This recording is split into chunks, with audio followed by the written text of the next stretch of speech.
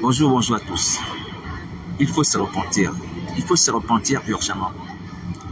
Il faut se repentir également pour notre bien personnel. En dehors du fait que le Seigneur soit apaisé par rapport à son œuvre sur la terre, l'Église, nous devons nous repentir pour notre libération. Parce qu'en ce moment, nous sommes esclaves. Nous sommes captifs de Satan enseignement. Vous voyez, cette situation m'est venue à l'esprit ce matin et je voudrais vous en partager la douleur que cela me provoque sans faire quelque chose. Aujourd'hui, lorsqu'on regarde ce qu'on fait, que ce soit les ministères que les femmes exercent, en tant que pasteur, prophétesse, ou les ministères que les hommes exercent, les réunions, les baptêmes, les prédications, notre présence sur Internet, sur Facebook, sur YouTube, les vidéos qu'on fait. Tout cela tenait la manifestation de notre asservissement, la manifestation de notre servitude, la manifestation de notre esclavage. Nous sommes dominés. Nous sommes dominés par Satan, c'est dominé. Et lorsqu'on exerce des ministères, faussement, comme aujourd'hui, c'est parce qu'on reçoit les ordres de Satan, le diable, l'ennemi de nos âmes. L'ennemi de nos âmes. Je ne veux même pas parler de l'aspect spirituel, c'est-à-dire que l'aspect invisible. Sous instigation de Satan, les gens sortent de leur corps, vont dans le monde des ténèbres, travailler là-bas, se suer là-bas, détruire les vies. Et on revient dans son corps et on continue à vivre comme ça. Depuis des années et des années, une partie de l'Église est tombée dans cet asservissement, qu'il soit spirituel, qu'il soit physique. Est-ce que vous voyez ce que nous vivons?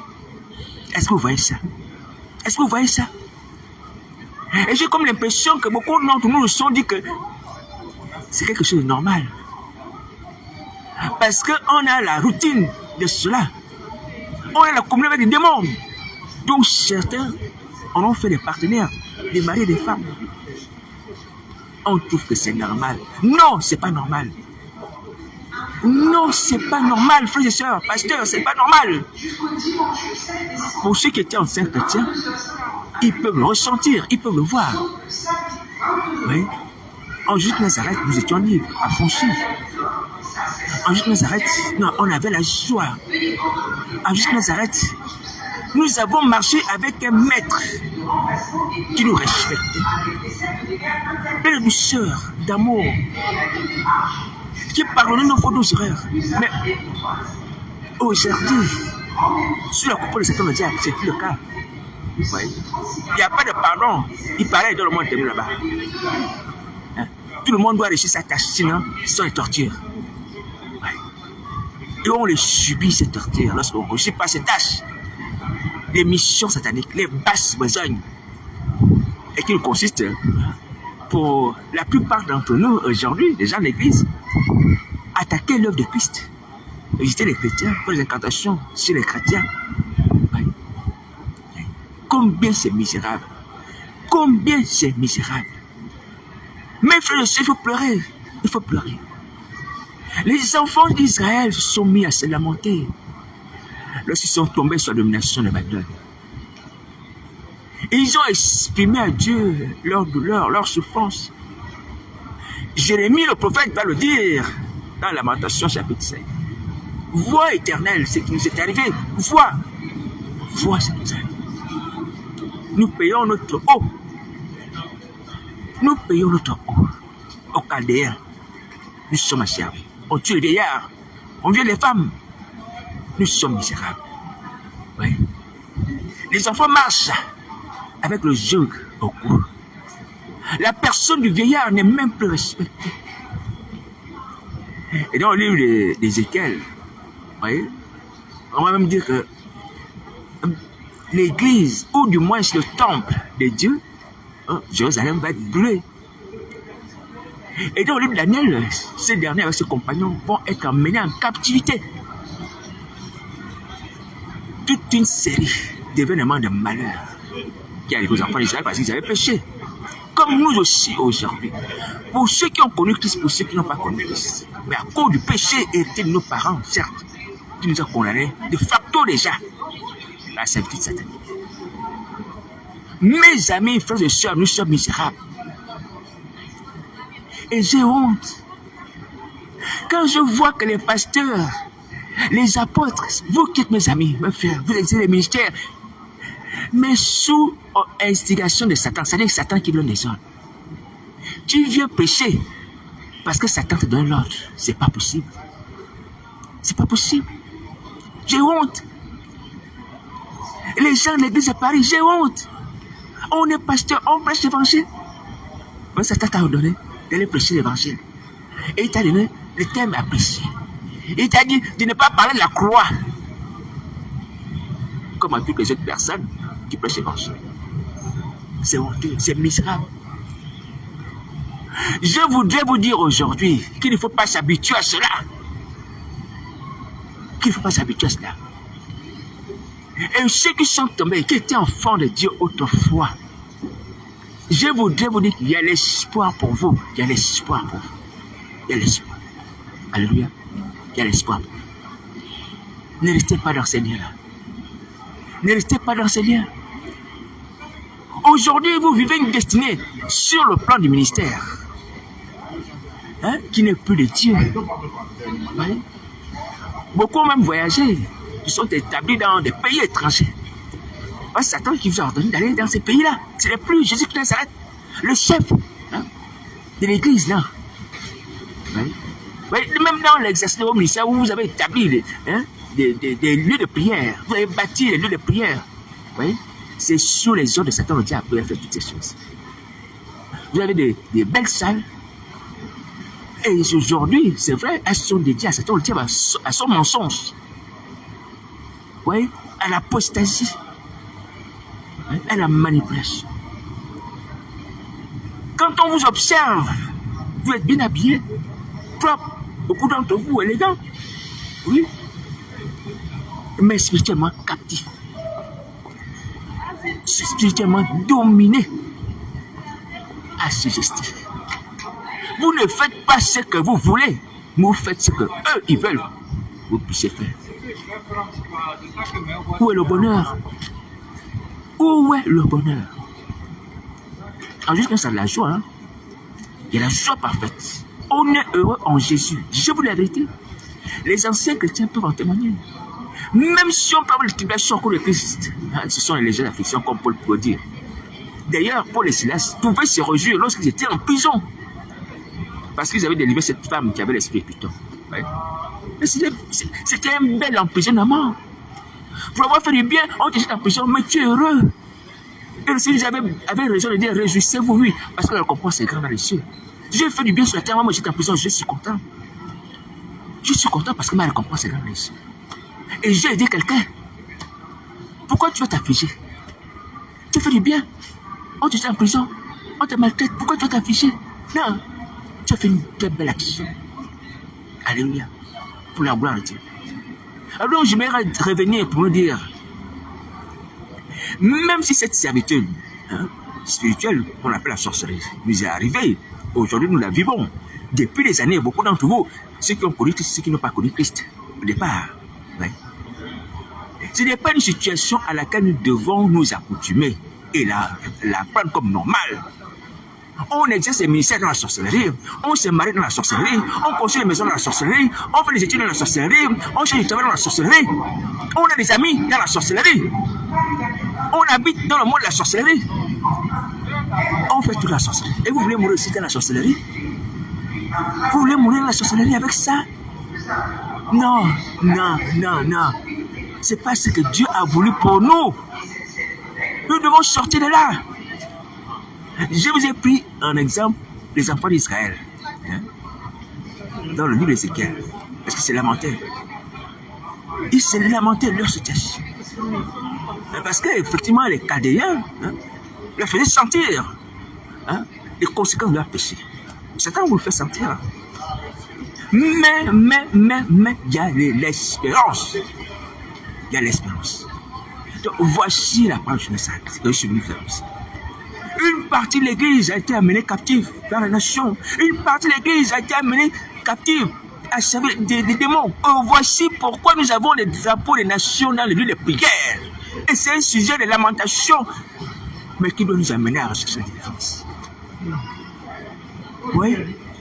Je ne sais pas si on a encore un peu de raison que le Seigneur nous aide. Oui. On se chamaille en pasteur, je vois ça sur Facebook. On se chamaille en prophète et pasteur. Voilà, tu as fait ceci, tu as fait ceci. Le ministère des prophètes n'est pas comme ça, le ministère des pasteurs n'est pas comme ça. Mais on ne se préoccupe pas de sortir de la captivité. Oui. On a des querelles, voyez, comme deux prisonniers qui se querellent. Mais personne ne cherche à se dire, bon, écoute, comment on va faire que cette chaîne tombe? Comment on va faire en sorte qu'on puisse sortir de cette prison? Si ça ne vous préoccupe pas. Ce sont des querelles entre prisonniers. C'est ce qui vous intéresse. Vous mettez ça sur Facebook. Deux pasteurs du Congo ou deux hommes de Dieu du Congo. Ça. Ah, le ministère prophétique est comme ça. Le ministère personnel est comme ça. Le dimanche, je vais toujours prophétiser. Le dit non, la prophétie, c'est pas comme ça. Deux esclaves qui se disputent, vous n'avez pas honte. C'est pas vrai. C'est pas vrai. Cherchez à d'avoir vous livrer vos chaînes. Hein? C'est pas possible. C'est pas possible. Vous avez conscience. Vous m'observez, vous me connaissez. Vous me connaissez, vous parlez de ma vie. Ces deux hommes de Dieu du Congo, ou du Congo là, vous me connaissez. Vous ne voyez pas la puissance de Christ qui m'a franchi les yeux du diable, les tentations, les attaques, les faiblesses de ma vie. Vous attendez quoi pour demander votre libération? Vous attendez quoi? Vous attendez quoi? C'est pas vrai. Hein? Et en parlant de servitude, vous n'êtes pas des esclaves passifs pour dire que ce sont les gens qui sont assis là, qui ont nourri, une gamelle, ils dorment la journée, ils font la promenade, ils sont là, il faut la lecture. Non. Satan vous amène également à travailler, hein, à exercer ce que l'histoire appelle les travaux forcés. Vous voyez? La justice des hommes condamnait souvent des gens qui étaient accusés, à tort ou à raison, hein, des travaux forcés. Parce qu'il faut savoir que hein, dans les années antérieures, que ce soit n'importe ailleurs, c'était les dictatures, c'était les tyrannies. Vous voyez? Et ici en France, nous avons un exemple, celui de la Guyane, qui était un bagne. C'est-à-dire que c'est un lieu où on envoyait des prisonniers aller hein, exercer les travaux forcés là-bas, pour purger leur peine. En quoi est-ce consistait ces travaux forcés? Je n'ai pas la précision. Je suppose que ça devait être certainement des travaux hein, pénibles, ou du moins des travaux manuels, mais d'intérêt public. Peut-être nettoyage, peut-être la maçonnerie. Ouais. Mais ces prisonniers n'étaient pas inactifs. Ces prisonniers étaient en train de travailler. Ils travaillaient comme prisonniers, mais de façon forcée.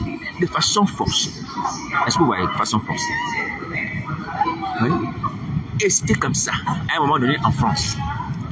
Alors, le problème avec nous, c'est que nous, aujourd'hui, hein, ceux qui sont tombés à la captivité, je m'inclus par solidarité spirituelle, on est des prisonniers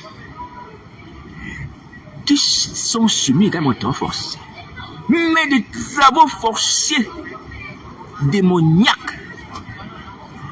des travaux forcés nuisibles, qui ne sont d'aucun intérêt pour aucun homme. C'est-à-dire que Satan te force, toi, à aller suivre quelqu'un dans le sommeil, par l'impudicité, ou par les aliments impurs, comme Isabelle. Oui. Satan te force, toi, à aller mentir aux gens que Dieu m'a envoyé te dire ceci, cela, dans ta vie. Tu dois mentir. Que tu le veuilles ou pas, tu dois mentir. Et voici pourquoi aujourd'hui, quand on regarde, vous avez les micros. Parce qu'on vous force à prendre les micros. Mais on ne vous force pas à dire la vérité. Non, on vous force à mentir. Satan veut que vous puissiez mentir. Le travail forcé contre un boy, c'est de mentir aux gens.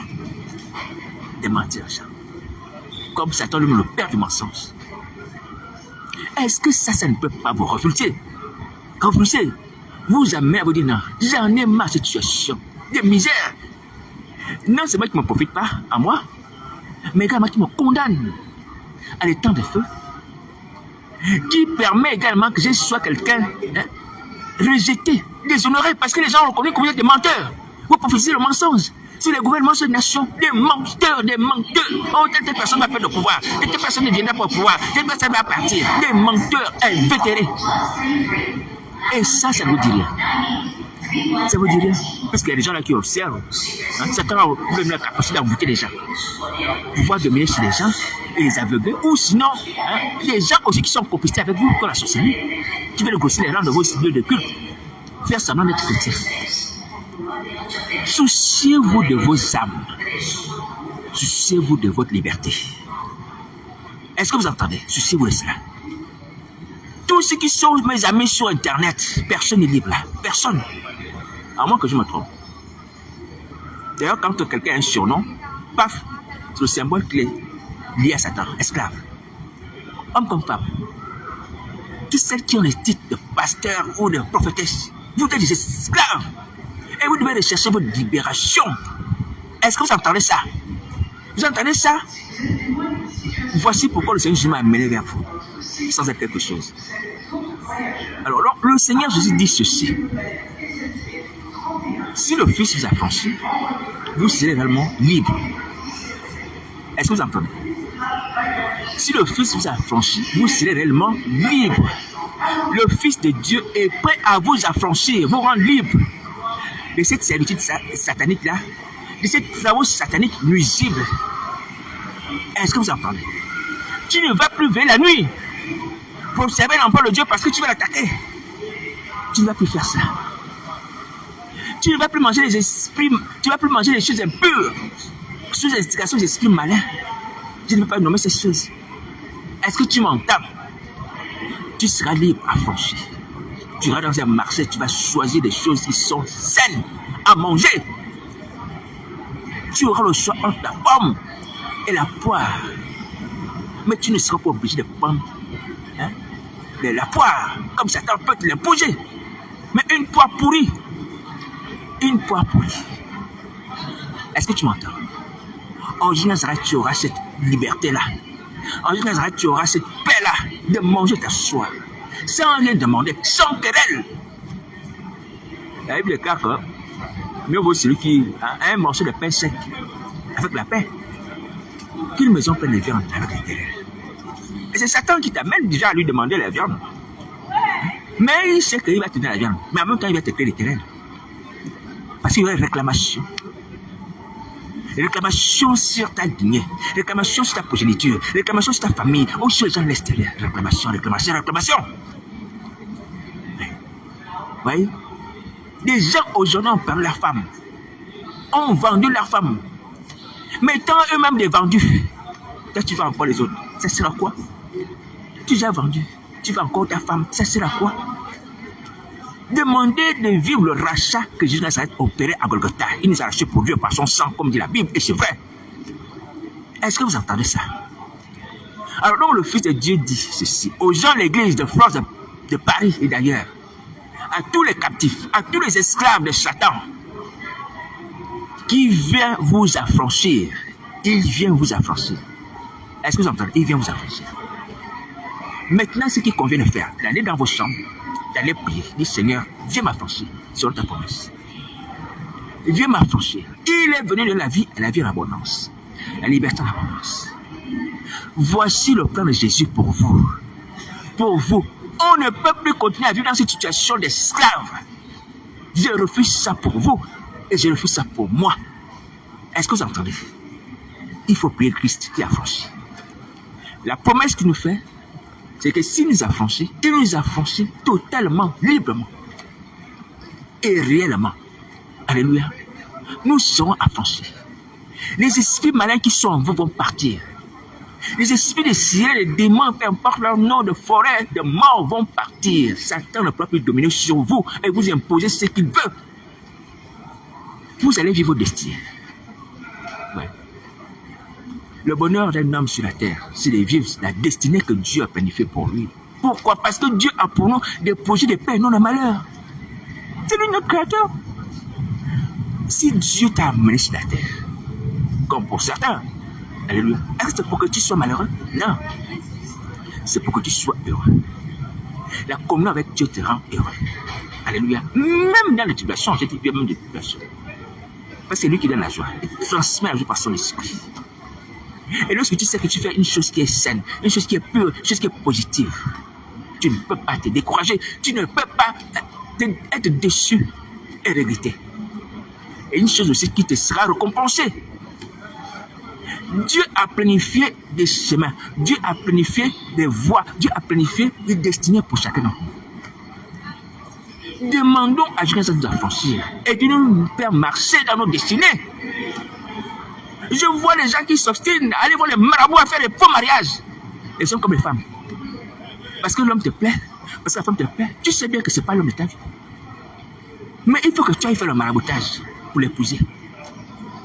Ça veut dire quoi? Ça veut dire que tu forces la destinée. Ça veut dire que tu corromps ta destinée. Tu t'éloignes de ta destinée et tu t'imposes une destinée qui n'est pas la sienne. Est-ce que tu vois? Et c'est ce qui produit quoi? Ça produit le malheur sur toi, la malédiction sur toi. Ce que Dieu a préparé pour toi est toujours bon et meilleur. Je vous dis la vérité. Je vous dis la vérité. Laissez Dieu conduire vos vies. Vous serez heureux et merveilleux. Et comment il va vous conduire? Vous voyez, dans ma petite vie d'enfant de Dieu, je vous assure, je peux rendre des témoignages. Quand j'ai marché avec Christ selon sa volonté, même dans des choses matérielles, les choses qui passent, elles sont toujours conformes à ce que j'aurais souhaité avoir. Est-ce que vous entendez? Mais c'est les choses du monde, hein, les choses qui passent. Comme pour dire que, en fait, Christ est là pour nous combler, pour que nous soyons en paix, que nous soyons joyeux, que nous puissions voir ce qui nous fait du bien. Dieu ne peut pas te donner ce qui te fait du mal. Non, impossible, impossible, impossible, impossible, impossible. Alléluia, impossible. Alors, je vais dire à mes amis, mes frères et sœurs, ah Seigneur Jésus, à cause des compassions de Christ, à cause de ce sentiment, mon cœur est déchiré. Parce qu'on vit la vie d'esclave. La vie d'esclave, c'est qu'on vit là. Matin, midi et soir, comme les esclaves. On n'est pas libre. On nous impose des choses à faire. Un style de vie. Même des amitiés. Et on est habitué à ça. Et on veut mourir dans ça. Non. Non. On ne veut pas mourir dans ça. Alléluia. Aujourd'hui, il y a un changement qui est possible au temps de Jésus Nazareth. Il va nous affranchir. Il va nous affranchir. Il va nous affranchir. Voici le message de Jésus. Voici le message de Jésus Nazareth. Je vais m'adresser également aux gens du dehors. Les gens du dehors, vous qui m'entendez, hein, vous n'êtes pas, enfin, on va dire les gens du dehors, c'est-à-dire que vous ne pratiquez pas le christianisme, mais vous me connaissez. Christ aussi va vous affranchir. Ce message est également dirigé pour vous. Que tout homme qui m'entend, qu'il soit membre de l'église ou pas, hein, qui se sent captif, qui s'est captif, que cette personne sache que Jésus veut la libérer. Cette personne sache que Jésus veut la libérer. Et ta libération possible. Même si tu es dans une secte, ta libération possible. Vous voyez, ça c'est quelque chose. Étant ce que je suis, un homme de rien. Un souffle qui se meut vers les membres. Il m'est arrivé un moment où j'ai regardé deux personnes importantes dans ce monde. À la télé, ou sur Internet, quelque chose comme ça. Ah, Seigneur Jésus. Des personnes importantes. Et quand le Seigneur Jésus me montre l'aspect spirituel, le côté spirituel de ces gens-là, il m'a révélé deux personnes qui marchent comme des squelettes. Ouais, sans corps physique, sans chair, mais des squelettes qui marchent. Mais ayant des chaînes. Hein? Ils avaient une chaîne. Ils étaient enchaînés l'un à l'autre. Chaîne à la main, chaîne enchaînée. Enchaînés. Deux squelettes qui étaient en train de marcher. Deux squelettes. Ce n'étaient pas les hommes de l'église. Hein? Les gens du dehors. Mais les gens importants. Les gens importants du dehors. Oui. Ça veut dire que la captivité n'est pas seulement celle de l'église. Hein? Elle est générale à partir du moment où on n'a pas Christ qui a franchi. Alléluia. Alors j'aimerais vous interpeller tous. Arrêtez de regarder le matériel. Arrêtez de vous conformer à cette vie d'esclave de Satan comme si c'était normal, comme s'il n'y a pas d'issue. Non, il y a d'issue, il y a la délivrance, il y a la solution et l'affranchissement en Jésus. Et il faut parler à Jésus. Est-ce que vous entendez ça? Les rois, les chefs militaires, est-ce que vous entendez ça? Que vous pouvez être ainsi affranchi. Christ veut vous rendre libre. Les sectes dans lesquelles vous êtes, les sociétés secrètes là, ce sont des maisons de servitude, hein? Des lieux d'incarcération. Christ veut vous rendre libre. Il va briser vos chaînes. Il va briser vos chaînes. Allez au pied de Christ. Allez au pied de Christ. Demandez vos libérations. Il a payé de sa vie. Parce que pour libérer l'humanité, il fallait payer. Alléluia. Il fallait payer. Il a payé sa vie. Son sang a coulé. Pour que tous les hommes soient libres. Tous les hommes soient libres. Donc, voici la parole du Seigneur Jésus, c'est que je voulais partager avec tout le monde. Je bénis le Seigneur Jésus, c'est que les gens devront aussi m'entendre. Mais ce qui est important, c'est de trouver en Jésus le bonheur. Ce n'est pas d'entendre les paroles de Christ. Que Jésus puisse changer notre état, notre situation. Et que nous serons libres, libres la nuit comme le jour. Libres. Alléluia. Nous serons libres, totalement libres. Donc, voici la parole de Christ. Maintenant, étant donné que nous sommes tombés à la captivité, nous accomplissons des travaux forcés, je l'ai dit, travaux forcés, nuisibles, sataniques, qui consistent à détruire les vies humaines, à livrer les âmes à Satan, à faire des sacrifices humains. Si on n'arrête pas ça, il faut bien retenir ça. Si on n'arrête pas ça, on sera puni. Vous soyez les chefs militaires, vous êtes les autorités, les gens de l'église, vous des simples individus. Si vous n'arrêtez pas les sacrifices, les crimes rituels, vous serez punis. Parce qu'aujourd'hui, il n'y a plus raison d'être captif, obéir à Satan, on va dire verser du sang. Il n'y a plus raison de faire ça. Il n'y a plus raison de faire ça. Donc, voici la parole de Nazareth. Il n'y a plus raison de faire ça. Si vous continuez, vous persévérez dans ces voies-là, vous serez punis. Vous serez punis. Donc, tout est prêt aujourd'hui pour qu'on soit libre, qu'on soit franchi. Et que nous puissions agir sainement, hein, prospérer sainement, hein, travailler sainement. Hein, tout ce qu'on veut faire, qu'on le fasse sainement. Dans la légalité, dans l'honnêteté, sans mensonge, sans manipulation, sans magie, sans sorcellerie. C'est possible. C'est possible. Sans verser du sang. C'est possible. Le monde appartient à Dieu, c'est lui qui l'a créé. Tout ce dans le monde, hein, lui appartient. Les lois, il les a données. Les lois du bonheur existent. Dans le livre de Deutéronome, il va dire aux enfants d'Israël que voilà, bon, si tu pratiques ma parole, tu obéis mes commandements, hein, tu marches sur mes voies, voici tu seras heureux. Tu seras béni à ton départ, à ton arrivée. Ta corbeille, ta ruche seront bénis. Hein? Tes ennemis viendront par ce chemin, après ils vont fuir. Tu vas te laisser lever au-dessus de tes ennemis. Dieu a tracé des voies pour pouvoir être dominant, pour pouvoir être heureux sur la terre. Il y a tout pour être heureux sur la terre. Il y a tout pour être heureux sur la terre. Vous voyez, il y a tout pour être heureux sur la terre. Et pour ce qui concerne l'argent, l'argent appartient à Dieu. Satan n'est qu'un voleur qui est venu voler. Ben, vous voyez comme quelqu'un, un gangster entre dans une maison parce qu'il voit que bon, les enfants sont faibles. Vous voyez, il prend le contrôle de la maison. Vous voyez, les enfants sont faibles, il prend le contrôle de la maison, il prend le contrôle de la femme et tout ça. C'est ce gangstérisme-là spirituel que Satan opère sur la terre. Il n'a aucun droit sur leur argent qui sont à Dieu sur la terre. Est-ce que vous comprenez ça? Et personne n'a l'obligation de demander à Satan leur argent. Est-ce que vous entendez ça? Mais vivez selon les prérogatives que Dieu vous a donné, selon les avantages que Dieu vous a donnés. Mais c'est pas vrai. C'est pas vrai. Hein? On va encore faire les alliances. On va encore invoquer les démons. On va encore faire les sacrifices rituels la nuit le jour. Pour les choses qui t'appartiennent, il suffit seulement de demander à ton Créateur qui t'a mené sur la terre, Seigneur, donne-moi. Donne-moi ceci. Tu m'as envoyé sur la terre. Donne-moi ceci. Est-ce que vous entendez ça? Donc voici la parole de Christ. Donc si quelqu'un s'obstine à aller verser du sang, pratiquer la magie, peu importe, les gens les comme les gens du dehors, les chefs militaires, les rois, les autorités, vous allez être punis. Et je nous rappelle que les flots arrivent. Je nous rappelle que les flots arrivent. Vous voyez, hein? Je vous ai maintes fois rappelé cela. Que dans le livre d'Apocalypse chapitre 6, les rois et les chefs militaires vont dire aux montagnes de les couvrir. Cachez-nous. Hein? Parce que la colère est arrivée. Attention, ces paroles vont s'accomplir. Prenez conscience de ça. Vous pouvez sauver vos vies. Peu importe le parc, peu importe la marque, la bête, elle peut s'effacer à cause du sang de Jésus. Le sang qui s'efface toutes choses. Toutes choses, toutes choses. Même la marque, la bête, le sang qui s'efface. La Bible dit que si nous confessons nos péchés, il est fidèle de nous pardonner et nous purifier toute iniquité. La marque avec toute iniquité, il va nous purifier de cela. Vous serez affranchis, hommes et femmes, vous serez affranchis, et vous n'irez pas dans les temps de feu, de souffle. Est-ce que vous entendez ça? Ouvrez vos cœurs, allez prier.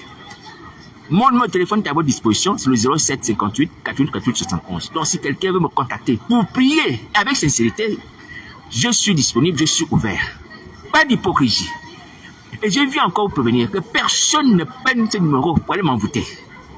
Ou ne fasse des gris-gris ou peu importe. Hein, la magie est sortie sur ma personne. Parce que Christ va te frapper. Il va te frapper.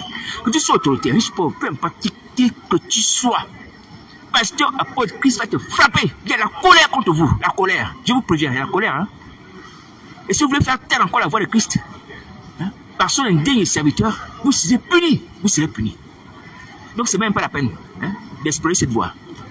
Donc, ce que nous avons tous à faire aujourd'hui, c'est de nous repentir. On se repent nos péchés, passés, présents, et toutes les missions que Satan vous a confiées, hein, ceux qui sont partis en sorcellerie par les missions. Vous déchirez ces listes-là, vous marchez dessus, vous les écrasez, vous brûlez. Hein, les livres de magie, tous les objets sataniques que vous avez, vous les brûlez. Prenez contact avec les enfants de Dieu, ils ont le pouvoir sur Satan, ces démons, ils le chassent, ils partent au nom de Jésus. Ils le chassent à cause du sang de Christ, ils partent, ils disparaissent à cause du sang de Jésus. Prenez contact avec ces gens-là. Malgré nos faiblesses, Christ demeure avec nous. Alléluia. Malgré nos faiblesses, Christ demeure avec nous. Le juste peut tomber cette fois, mais il va se relever. Alléluia. Donc que cela ne puisse pas vous décourager. C'est-à-dire que non, mais on voit tellement que cet homme est faible. On voit tellement qu'il n'a pas tellement de puissance. Non, Christ demeure. Est-ce que Christ est avec moi? Oui, il est avec moi. Alléluia. Est-ce que son esprit est avec moi? Oui, son esprit est avec moi. Voici l'important. Alléluia. Si nous lavons nos robes dans le sang de l'agneau, nous purifions nos vies. Mais notre être intérieur est restauré.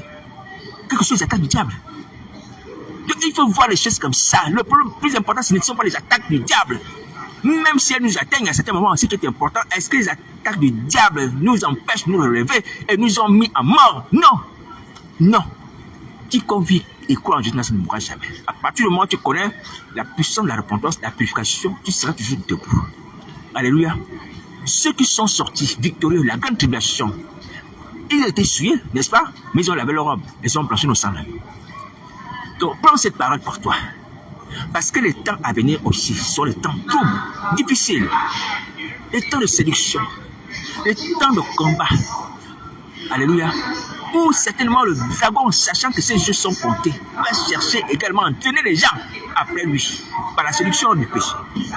Monsieur le sang est avec toi, tu vas être libéré du puissant du péché. L'enchantement, l'envoûtement, les yeux de la chair, ces choses ne vont pas les faire sur ta vie au travers du sang de Jésus. Est-ce que tu m'as compris?